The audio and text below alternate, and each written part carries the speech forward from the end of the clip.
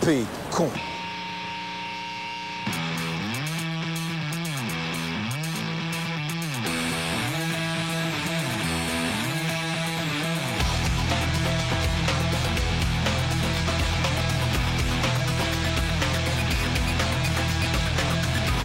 Au revoir, Marivonne.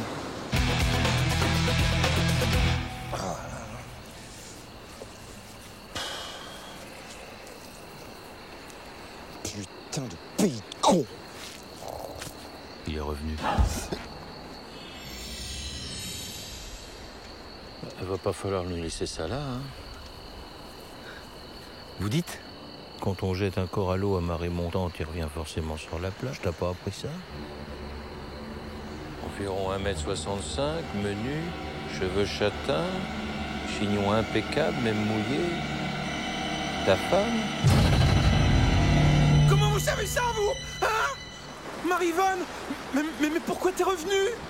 T'étais pas bien au large? Mais tu ferais bien de m'aider, sinon elle va partir à la dérive, foi de Morvan Kemener. Ah oui, mais non, mais qu'est-ce que je vais faire de ma femme, moi? Pourquoi l'as-tu tuée? Je l'ai pas tuée. Je l'ai endormie. Hypnose. Somnifère. Une bonne dose dans son lambic du soir. Ah. Elle est bretonne? Vous connaissez beaucoup de coins où on appelle les filles Marivonne, vous? C'était bien ça son problème. Paris, elle s'étiolait, la Bretagne lui manquait trop. Mais moi, pas question que je m'installe en province. J'ai une bonne place à Paris, j'ai un bureau et tout. Et voilà qu'elle a commencé à parler de rentrer au pays toute seule, sans moi. Vous vous rendez compte? Après 17 ans sans nuage. Oh, j'ai décidé d'agir. Je l'aimais tant. Qu'est-ce que je serais devenu sans elle? Ensuite, je suis descendu chez l'arabe et j'ai acheté du sel de Guérande. Eh dis donc, c'est pas donné, hein. C'est le meilleur. Mourir en mer, pour une fille de marin, c'est ce qu'elle aurait toujours désiré. Avec le sel de la baignoire, ça faisait Atlantique, elle était dans son élément. Mais un jour, je me suis dit, non, ça suffit pas. Bernard, va jusqu'au bout.